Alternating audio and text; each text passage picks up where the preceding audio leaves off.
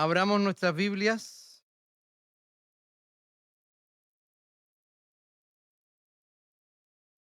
en el capítulo 3 del libro de la carta del apóstol Pablo a los Romanos. Romanos 3, versículos del 21 al 31.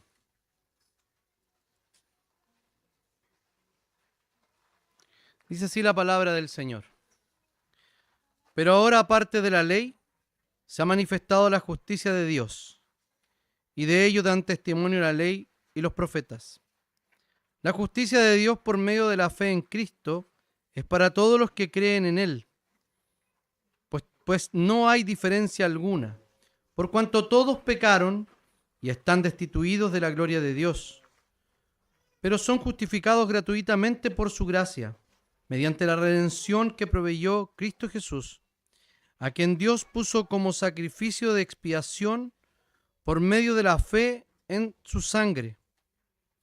Esto lo hizo Dios para manifestar su justicia, pues en su paciencia ha pasado por alto los pecados pasados, para manifestar su justicia en este tiempo, a fin de que Él sea el justo, a fin de que Él sí sea el justo y al mismo tiempo el que justifica al que tiene fe en Jesús. Entonces, ¿dónde está la jactancia? Queda excluida. ¿Por cuál ley? ¿Por la de las obras? No, sino por la ley de la fe. Por lo tanto, llegamos a la conclusión de que el hombre es justificado por la fe, sin las obras de la ley. ¿Acaso Dios es solamente Dios de los judíos? ¿No es también Dios de los no judíos? Ciertamente también es Dios de los no judíos, porque Dios es uno, y Él justificará por la fe a los que están circuncidados y por medio de la fe a los que no lo están. Entonces, ¿por la fe invalidamos la ley? De ninguna manera.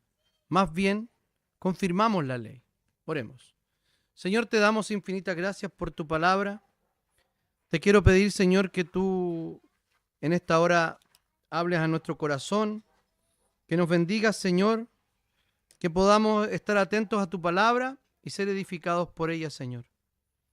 Limpia mis labios, Señor, mi mente, mi corazón para comunicar exclusivamente el Evangelio de Jesucristo. Oramos en el nombre y en los méritos de Jesús. Amén. Bien. Hemos estado viendo 8 sermones sobre los atributos de Dios. Y ya hemos ido entendiendo que Dios no se compone de sus atributos, ¿cierto? No es un Dios compuesto por atributos. Es un ser simple.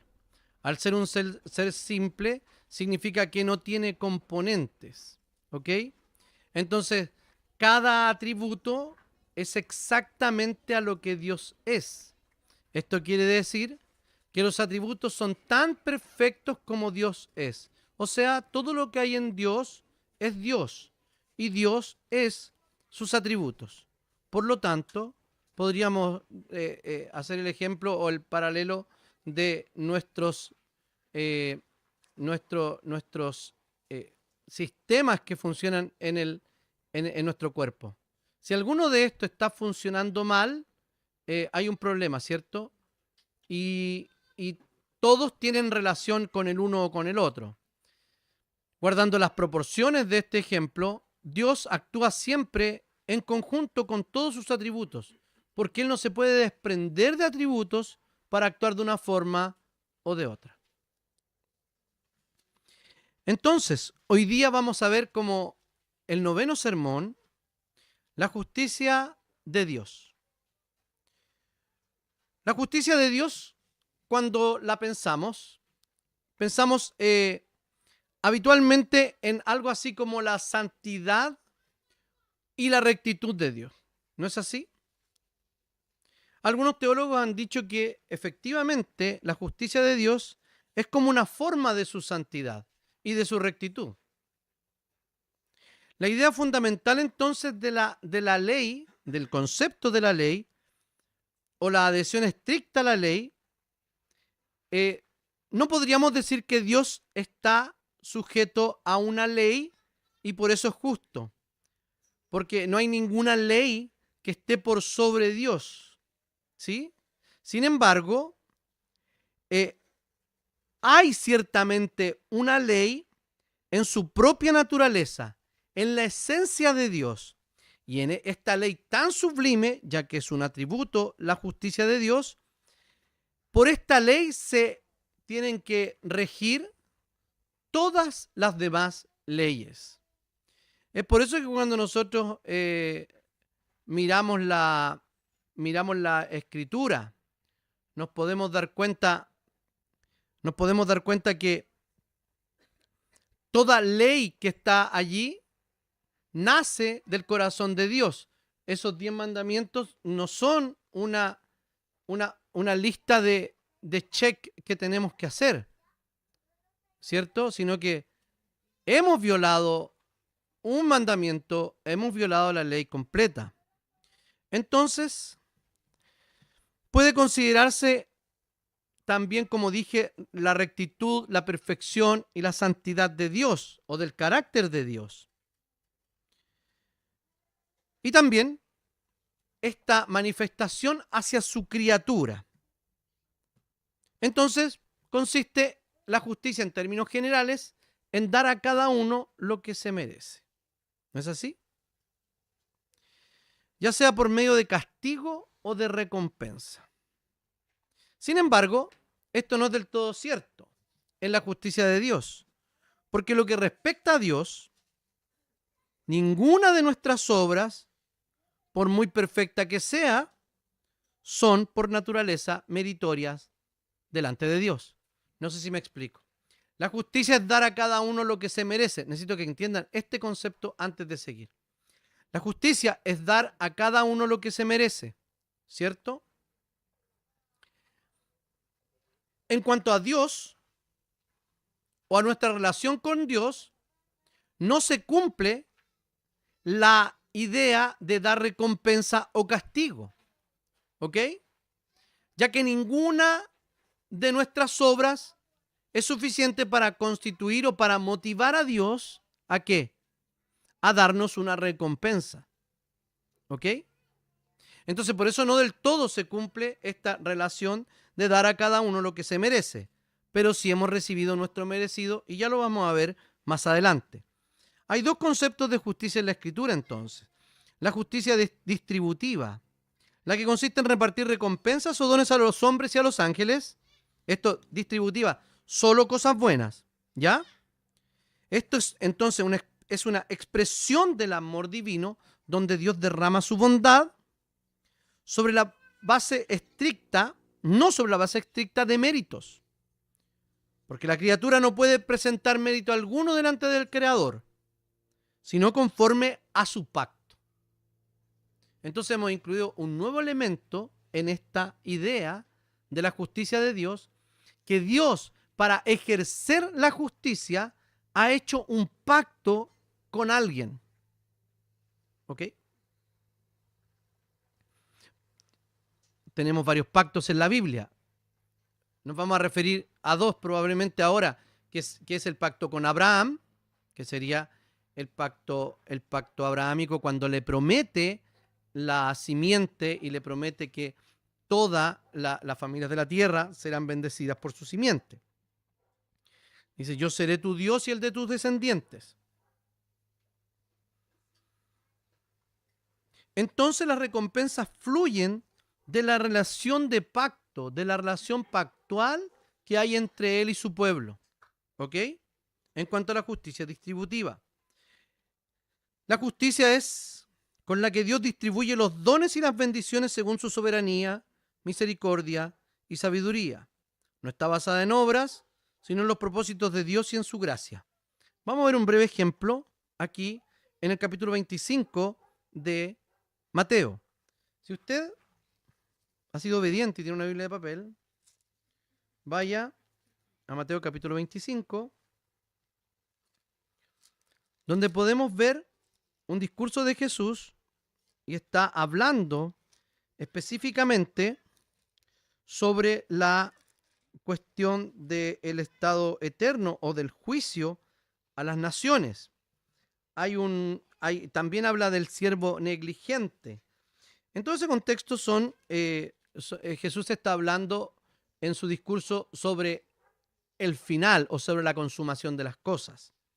En el versículo 25-21 dice así: y su Señor le dijo: bien, buen siervo y fiel. Sobre poco has sido fiel, sobre mucho te pondré. Entra en el gozo de tu Señor. Si nosotros retiramos o no entendemos esto que se llaman máximas de Jesús, frases, oraciones que están repetidas en los evangelios y que constituyen una enseñanza.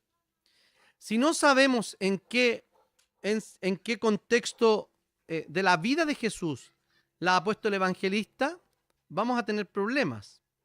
Ni qué lo sigue o qué lo antecedió. Tenemos que saber el contexto de este pasaje. Cuando uno llega hasta allí, dice, bueno, entonces mi propia fidelidad a lo poco me va a hacer acceder ¿a qué? A lo mucho, ¿no? Entonces tenemos que ser fieles en lo poco. Y pareciera que Dios nos fuera a recompensar por una acción propia de nuestra obediencia y voluntad. Sin embargo, si seguimos leyendo, el versículo 34, que está hablando del juicio a las naciones, dice así: y entonces el rey dirá a los de su derecha: vengan, benditos de mi Padre, y hereden el reino preparado para ustedes desde la fundación del mundo.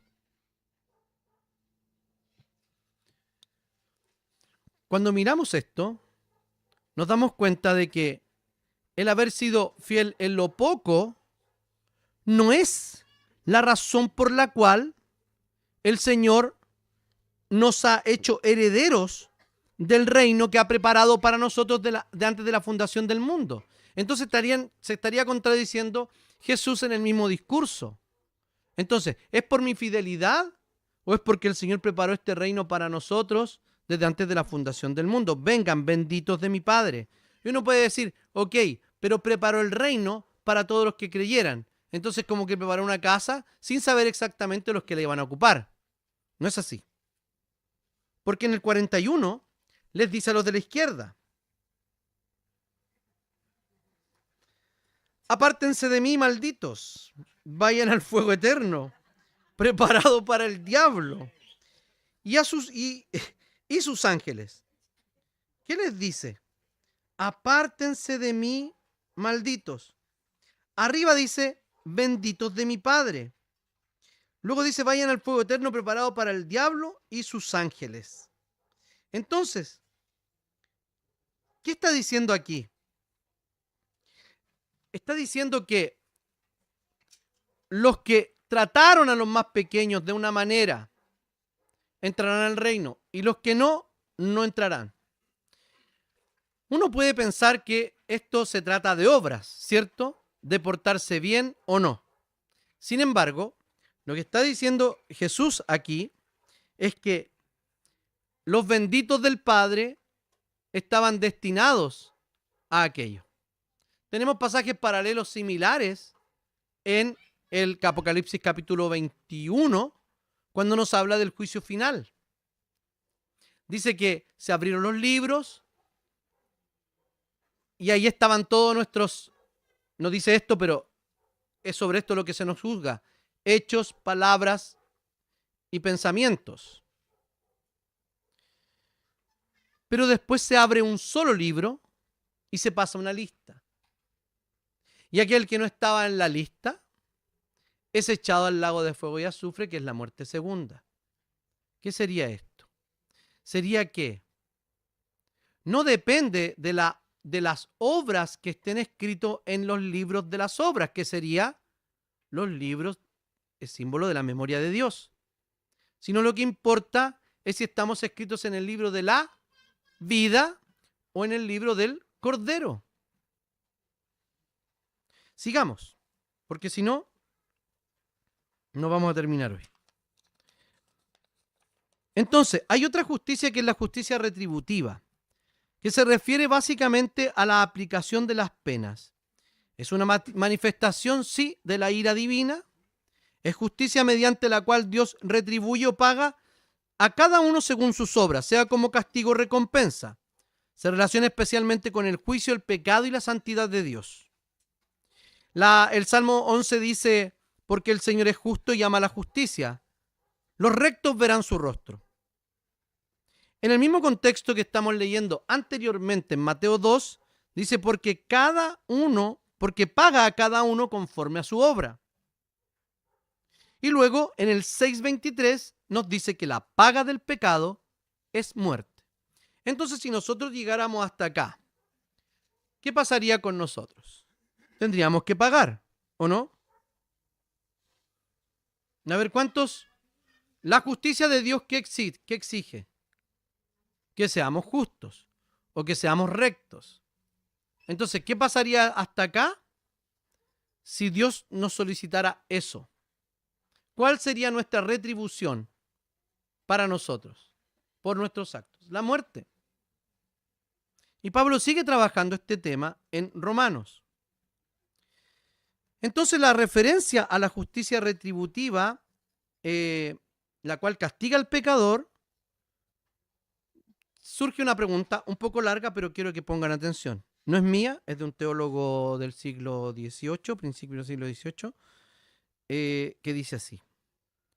¿Castiga a Dios el pecado porque le agrada, ya que podría abstenerse de hacerlo si así lo desea?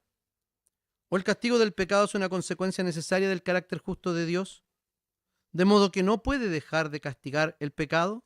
Es decir, ¿no puede dejar que el pecado quede impune? La respuesta es positiva. ¿En qué sentido? En que el castigo es una consecuencia necesaria del pecado. O sea, ningún pecado puede quedar sin castigo. Eso está claro, ¿cierto? Entonces, simplificando la pregunta, ¿podría dejar de castigar el pecado y darle la salvación a esos a los cuales les perdonó, pasando por alto sus pecados? Vamos a ver lo que pasa. La manifestación de la justicia de Dios en el Nuevo Testamento es muy particular. ¿Saben por qué? Porque cuando pensamos en la justicia, pensamos habitualmente en un juicio, ¿o no? Es inevitable. Al pensar en un juicio, estamos pensando en una retribución negativa porque no sabemos pecadores. Tomé una nota, así que debo dar la vuelta. ¿Por qué razón pensamos en la justicia? Por la rectitud del ser de Dios, porque Dios es santo. Y esa teología negativa que tenemos es que si somos pecadores, entonces si Dios, es un Dios santo, justo y bueno. ¿Y por qué pensamos en juicio? Porque sabemos que somos culpables. Es inevitable. Entonces, ¿cómo se manifiesta la justicia de Dios según el apóstol Pablo, quien ya ha tratado la justicia de Dios en textos, en pasajes anteriores en esta misma carta? Dice así: pero ahora, aparte de la ley, se ha manifestado la justicia de Dios, y de ello dan testimonio la ley y los profetas. O sea, en este contexto de Romanos, estamos hablando que del medio de recibir la justicia de Dios. Al recibir la justicia de Dios, los creyentes no estamos recibiendo retribución de castigo, sino que estamos recibiendo la bendición de la justificación. O sea, para los creyentes, el atributo de la justicia de Dios se manifiesta en que Dios nos declara justos delante de Él. Esto quiere decir que en el contexto de Romanos, la justicia se refiere al proceso por el cual Dios actúa para poner a las personas en una relación correcta con Él. Entonces tendríamos que hablar de la justificación por la fe. Es un acto judicial de Dios por medio del cual Él declara justo a aquel que ha creído en Él. ¿En base a qué? No a su fe, sino en base a los méritos de Cristo Jesús tanto en su vida como en su muerte. Esta es la justicia entonces. Pero ahora, sin la maldición de la ley, dice el versículo 21, se ha manifestado la justicia de Dios. O sea, cuando había mediación de la ley, tenían que pagar, ¿o no? ¿Pagaban cómo? Su pecado. ¿Llevando qué? ¿Animales para qué? Para que murieran en lugar de ellos, ¿cierto? ¿Y ese perdón era ficticio o real? Era real, ¿cierto? Era real.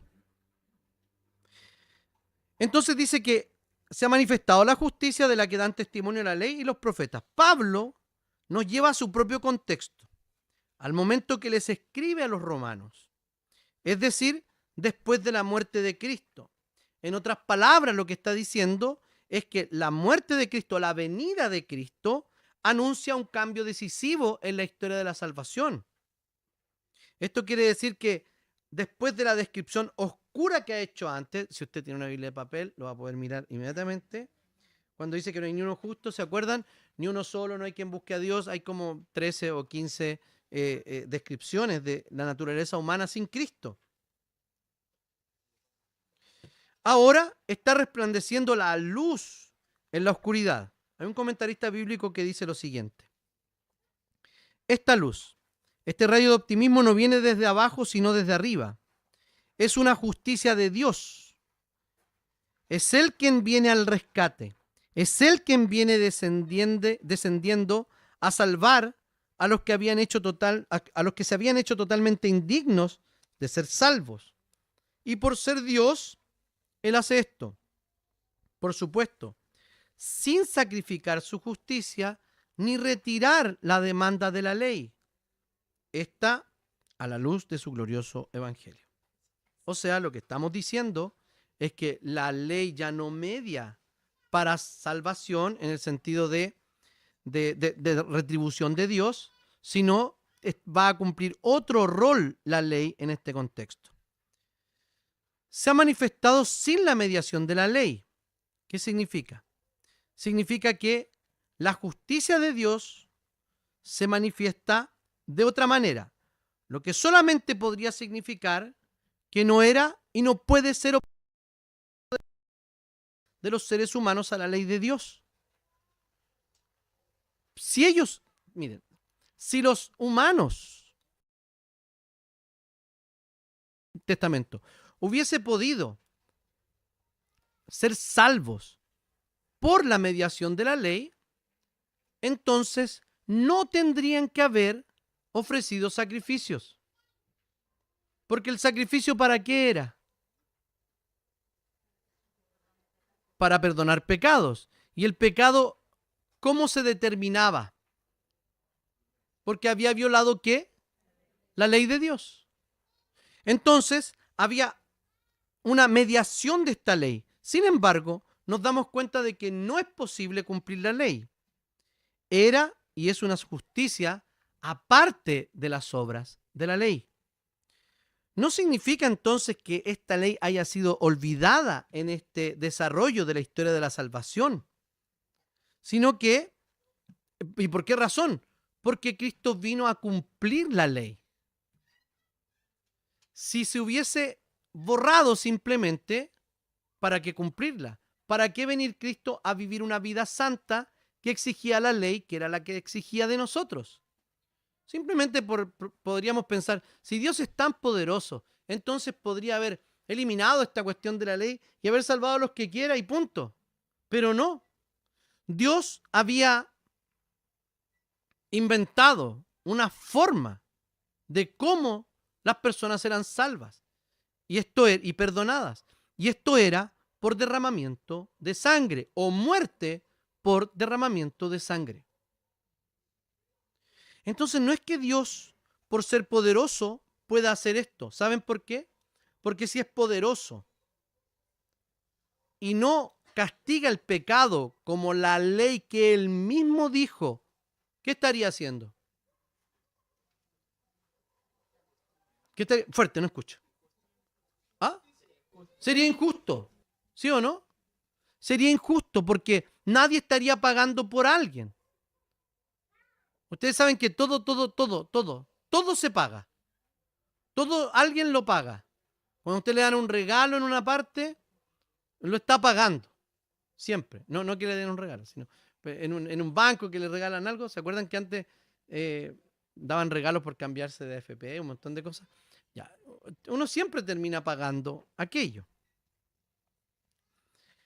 Entonces, se refiere a que no, esta justificación, esta declaración de justicia de Dios sobre los seres humanos, sobre sus hijos, no se obtiene en base a las obras que la ley exige. ¿Y por qué? Vamos a verlo.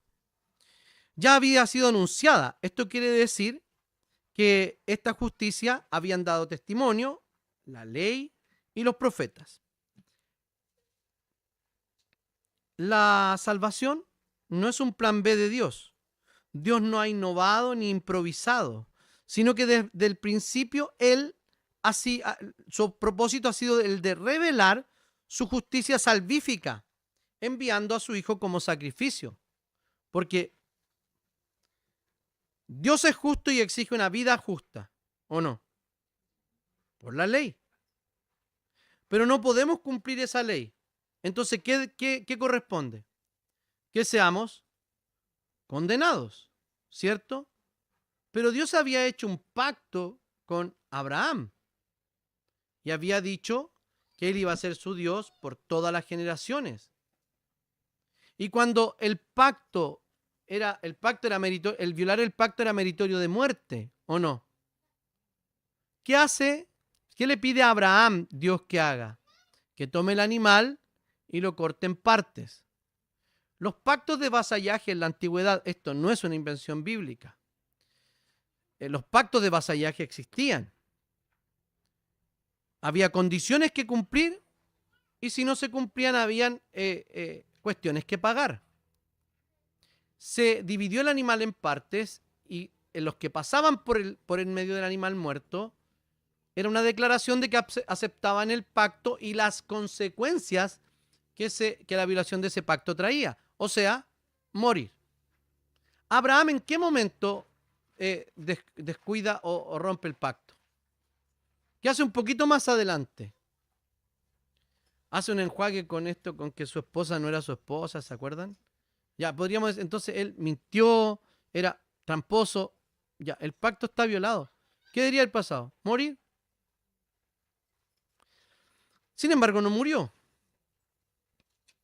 En el caso de David se portó súper mal, ¿o no?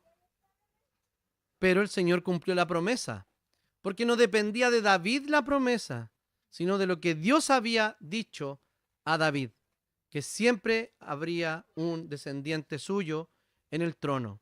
Y hoy día sabemos que Jesucristo está sentado a la diestra de Dios y gobierna hasta que ponga a sus pies a todos sus enemigos por estrado de sus pies y venga y reine eternamente en el cielo nuevo y la tierra nueva. Entonces, esto ya se anunció de mucho antes. En el Génesis 3:25, que lo hemos citado muchas veces, pondré enemistad entre tú y la mujer, entre tu simiente y la de ella. Tu simiente te aplastará la cabeza, pero tú le morderás el talón. Habacuc dice lo siguiente: en la inminencia de la invasión babilónica a Israel, a Judá, dice: el insolente no tiene el alma recta, pero el justo vivirá por su fe. ¿Saben qué? Que ese su es muy raro en el hebreo, porque pareciera decir que fe de Dios o la fe que le ha dado Dios, no es la fe propia. ¿Me explico? Entonces vive por lo que Dios le ha dado para poder confiar. Y en ese contexto lo cita el propio Pablo en Romanos capítulo 1. Mas el justo por la fe vivirá. La fe nunca se transforma, nunca es un mérito. Siempre es el ejercicio o la utilización de un regalo que Dios le ha dado a algunos, a sus elegidos. Entonces llega esta justicia mediante la fe en Jesucristo. El medio que recibe la justicia de Dios es por la fe en Jesús, no por la fe, sino por la fe en el Hijo de Dios. ¿A quién llega? A todos los que creen. Está entonces esta declaración de justicia o declaración de que somos justos delante de Dios, es cierta para todo aquel que cree. Entonces, no hay ninguna excepción de justicia para aquellos que ya han creído en Cristo Jesús. Y sigue Pablo diciendo, de hecho, no hay distinción, pues todos han pecado y están privados de la gloria de Dios. Aquí está haciendo el énfasis porque siempre en las iglesias había esta idea, y más adelante lo aclara Pablo en el versículo 30, lo aclara sobre circuncidados y no circuncidados, que son solamente uno. Y ni siquiera son uno en el lado de los privilegios, son uno en el lado de la condenación. Dice lo siguiente, no lo alcancé a leer creo. Todos han pecado y están destituidos de la gloria de Dios. Pablo pasa a recordarles y diciendo, miren, todo esto que yo les estoy explicando de cómo nosotros somos declarados justos no tiene nada que ver con nosotros, porque si Dios fuera justo sin un mediador, el pago lo tendríamos que hacer cada uno por nuestros pecados, que es lo que hace todo aquel que no cree en Cristo Jesús. Él paga sus propios pecados con su vida. Entonces, Pablo ya enseñó que somos dignos de muerte y de la condenación, y ahora vuelve a repetir esto para que entiendan que Dios está haciendo el bien para ellos que están en una condición de condenación. Esta justicia entonces es para todos los que creen.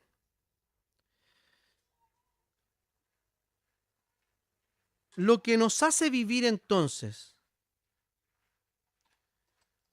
no es lo que sentimos, sino lo que Dios ha declarado que somos. Muchas veces nos podemos considerar injustos, y ciertamente lo es. Pero la justicia de Dios se ha manifestado en nosotros en forma de justificación. Eso quiere decir que debemos creer que el Señor de una vez y para siempre nos ha declarado justos y nos ha puesto permanentemente en una relación correcta con Él. ¿Cuál sería la base entonces de esta manifestación de la justicia de Dios en la justificación nuestra? Tiene su base en la cruz de Cristo, porque dice el texto, el versículo 24, pero por su gracia son justificados, y agrega algo, ya dijo gracia, gratuitamente, mediante la redención que Cristo efectuó. Ojo, ustedes han sido becados por el aporte que hizo tal persona para que ustedes puedan estudiar gratis en tal universidad. ¿Me explico? Gratuitamente van a estudiar por un aporte que hizo alguien. ¿Sí? Una beca con nombre. Por tu papá, por ejemplo. Entonces, lo primero que dice es que es por gracia esta declaración de justicia. Ningún acto de la salvación de Dios para con el ser humano está desprovisto de su gracia. Entonces, la deplorable condición humana que está descrita en la primera parte del capítulo 3 de Romanos, solamente puede ser redimida por la gracia de Dios. Entonces, la redención tiene la idea de liberar por un pago. Y lo que hace el Hijo es pagarle al Padre, no al diablo, no al mundo, no a nada, al Padre. Pagarle para liberarnos de la condenación. No estábamos condenados por el diablo, estábamos condenados por Dios. Entonces, nos compró como se compraba un esclavo en el mercado romano. Cristo nos compró para Él. Y la salvación entonces es iniciativa divina.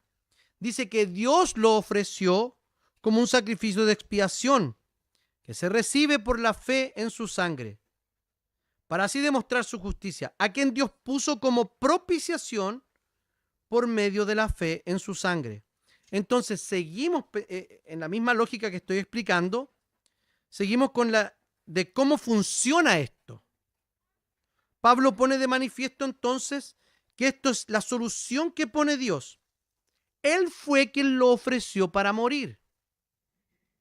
Jesús dice que Él ha venido enviado por el Padre y también que tiene poder para dar su vida, para entregar su vida y para volverla a tomar. ¿No es así? Entonces, no solo lo hizo para propiciar la salvación, sino para satisfacer la propia ira de Dios. Él dio el mayor castigo posible al pecado y lo pagó él mismo. ¿No les parece escandaloso y absurdo? Esto lo he dicho muchas veces, pero hay gente nueva, así que voy a contar esta historia.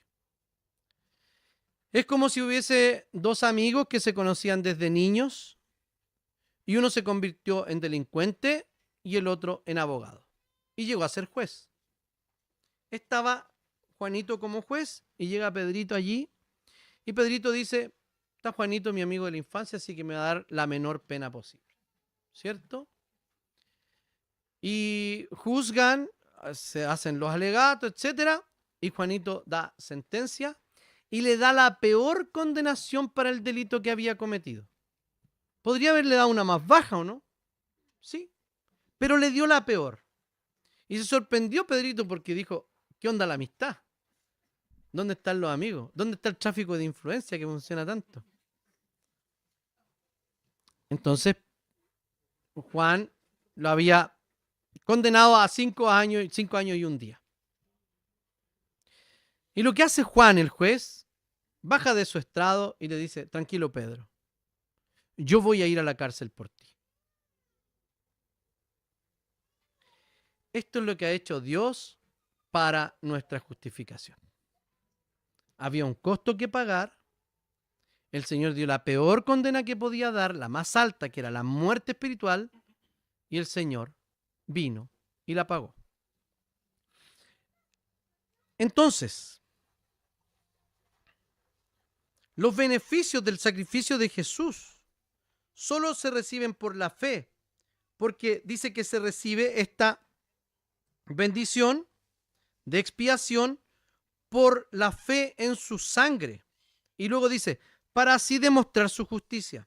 Entonces Pablo nuevamente muestra la forma que recibimos o la forma en que somos declarados justos.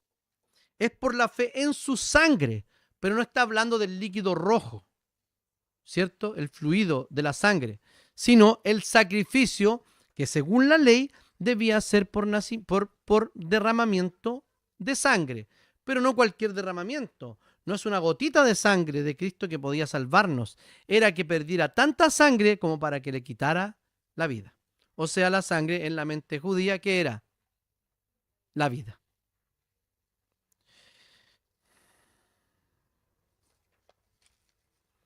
Entonces Dios demostró, o él más bien proveyó, todos los recursos legales ante sí mismo para manifestar su justicia.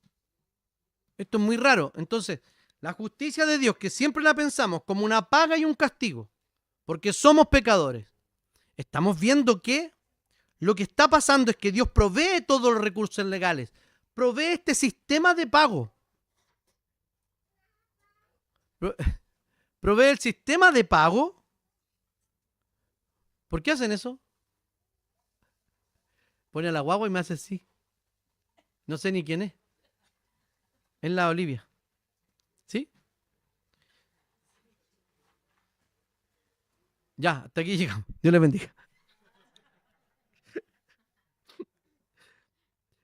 Entonces, Dios ofreció a su Hijo como sacrificio de expiación para así demostrar su justicia.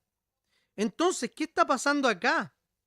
Todo este proceso de justificación o de aplicación de justicia que Dios ha hecho nunca deja por inocente al culpable. ¿Por qué razón? Porque Él mismo es el que paga. ¿Y cómo muestra esta justicia? dice que anteriormente, el versículo 25, segunda parte, en su paciencia Dios había pasado por alto los pecados. O sea, Dios había tenido paciencia, longanimidad, había sido indulgente o pasado por alto, tolerado los pecados del pueblo cometidos antes que viniera Jesús.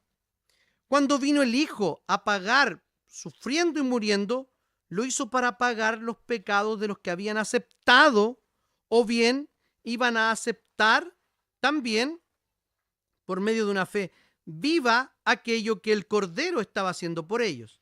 Esto quiere decir que los salvos del Antiguo Testamento entendían por medio de los símbolos que tenían que vendría uno a morir por ellos y que necesitaban de un otro externo a ellos para limpiar sus pecados.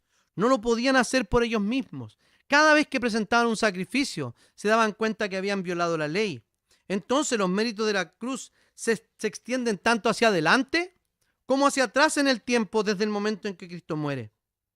Al no permitir que los antiguos pecados permanezcan impunes, sino que debían ser cargados también sobre el Hijo, según lo que dice el capítulo 53 de Isaías sobre el siervo sufriente que Él carga. Dios demostró entonces que Él era, es y siempre será justo. Y por eso Él puede justificar a los otros. Y sigue diciendo el texto, el 26, pero en el tiempo presente ha ofrecido a Jesucristo para manifestar su justicia. Entonces sí tenemos razón cuando pensamos que la justicia de Dios se manifiesta en un acto de castigo. El punto es que no se manifiesta en un acto de castigo para nosotros. En buen chileno, Dios no hace la vista gorda de nuestro pecado, sino lo que hace es ofrecer a Jesús para morir por todos y por todos nuestros pecados, los pasados, los presentes y los futuros, y por los pecados de todos los santos de la historia. ¿Dónde lo castigó? Pero en el tiempo presente ofreció a Jesucristo para manifestar su justicia. Entonces, su paciencia y la muerte de Jesús contribuyeron a la manifestación plena de la justicia salvadora. En la antigüedad, su paciencia. Y ahora, el sacrificio de Cristo. Y el círculo legal ha sido cerrado. ¿Saben por qué? Porque alguien debía vivir la vida que la ley exigía. El Padre siendo paciente y el Hijo ofreciendo una vida justa, primero, y una muerte expiatoria. Por eso, los que creen en Cristo Jesús no es que sean justos, sino que han sido declarados justos. Dice el versículo 26b, de modo que Dios es justo y a la vez el que justifica a los que tienen fe en Jesús. ¿Se entiende un poco más el texto?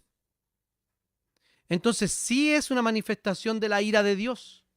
La justicia tiene relación, pero se manifiesta en los suyos como un acto de justificación.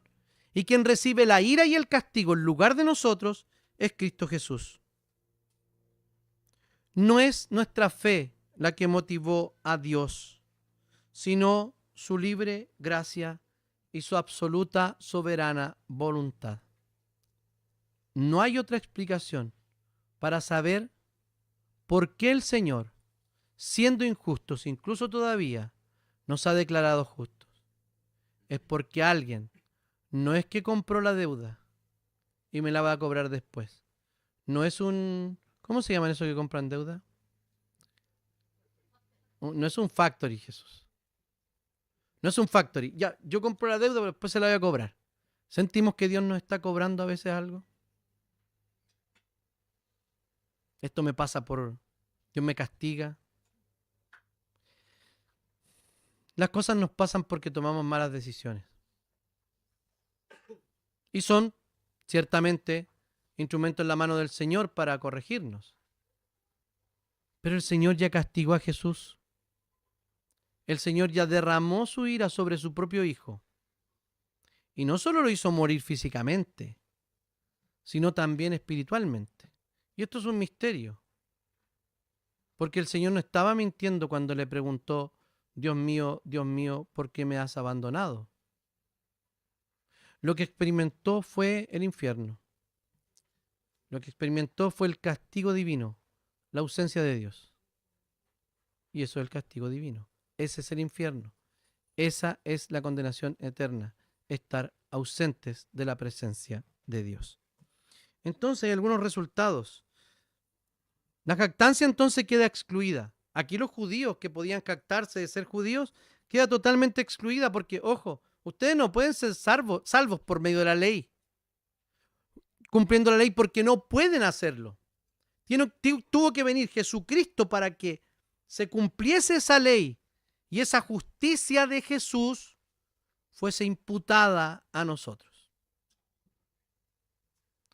La gente siempre dice, ¿por qué me quieren imputar el pecado de Adán? Sin nada que ver. Yo no hice nada. Adán y Eva se la buscaron solitos. Y más encima ahora yo pago el pato. La respuesta es la siguiente. A la misma persona yo le preguntaría, ¿y qué tuvo que ver usted con el pago que hizo Jesús? ¿Puso algo? Absolutamente nada. Sino simplemente que Cristo murió y la fe es la mano que recibe la justificación y todas las bendiciones de la salvación. Cuando nosotros queremos complementar a Cristo, darle una ayudita, es como cuando nosotros recibimos un regalo. Alguien recibe un regalo y se imaginan que se metiera la mano al bolsillo y tomara todas esas monedas cochinas que tiene, ni siquiera una de esas que se venden mucha plata, sino comunes y corrientes, medias sudadas, y se las pasa y le dice, para ayudarte con el regalo. ¿Qué es eso? Primero es una falta de educación, lo primero. En segundo lugar, eso no se hace porque es una falta de educación. No, eso no se hace porque el regalo es regalo, ¿o no? Nunca queremos apoyar a alguien en un regalo que nos hizo. Cuando hacemos o queremos suplementar la obra de Cristo, complementarla, lo que estamos haciendo es retirar a Cristo, suplantarlo. No podemos suplementar su obra. No podemos meter una mano al bolsillo y decir, aquí tengo un par de obras que va a ayudar a que yo sea justo. No. Salga de esa lógica. Salga de la lógica que sus esfuerzos son los que lo están llevando al crecimiento. No. Son los esfuerzos en la gracia de Dios que motivan la propia gracia de Dios. Entonces no tenemos nada que ver en que el Señor nos haya declarado justos. Él lo hizo por su voluntad. Entonces, toda salvación, toda jactancia queda excluida. Entonces, ofendemos a Dios cada vez que creemos que algo tuvimos nosotros. Ni siquiera por la observancia de la ley o porque nos portemos bien. Somos justificados por la fe y no por las obras. Porque sostenemos que todos somos justificados por la fe y no por las obras. Lo dice Pablo claramente en el versículo 28. Es un resumen afirmativo de lo que está hablando respecto a la justificación por la fe. Somos declarados justos por la fe en Cristo.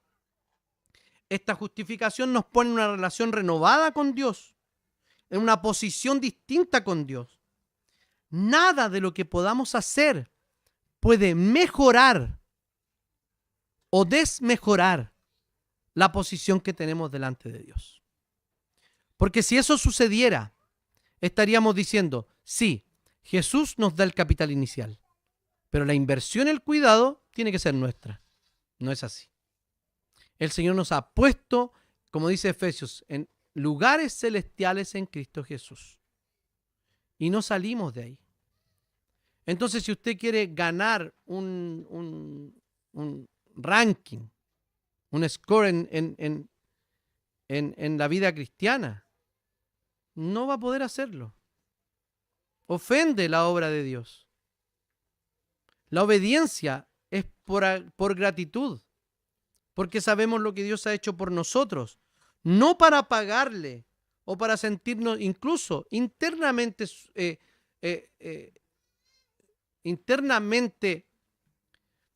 pagándole al Señor o satisfechos con nuestro estilo de vida. Luego les dice circuncisos e incircuncisos.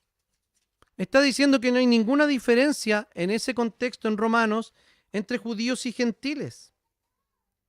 Hay un solo pueblo de Dios, una sola iglesia. Y esto Pablo lo encontramos, esta idea en el capítulo 4 de Efesios. Dice, hay un solo cuerpo y espíritu. Así fuisteis también llamados a una esperanza que vuestra vocación les trajo. Un Señor, una fe, un bautismo, un Dios y Padre de todos, que está sobre todos y por todos y en todo. Entonces, ¿qué quiere decir esto? Que no hay diferencias en cuanto a nuestra posición delante de Dios. Y esto nos llama a algo, que tampoco deben haber posiciones entre nosotros. No hay posiciones. ¿Se ha fijado que muchas veces nosotros, para relacionarnos con algo, con alguien, esa persona tiene que contribuir a algo? Les voy a poner esta explicación. Un creyente, ¿qué debería hacer? Una persona está parada allí frente a usted con los brazos cruzados. Usted le ofrece un abrazo. Esa persona no abre los brazos. Una persona común y corriente, ¿qué diría? No quiere abrazarme, no la abrazo.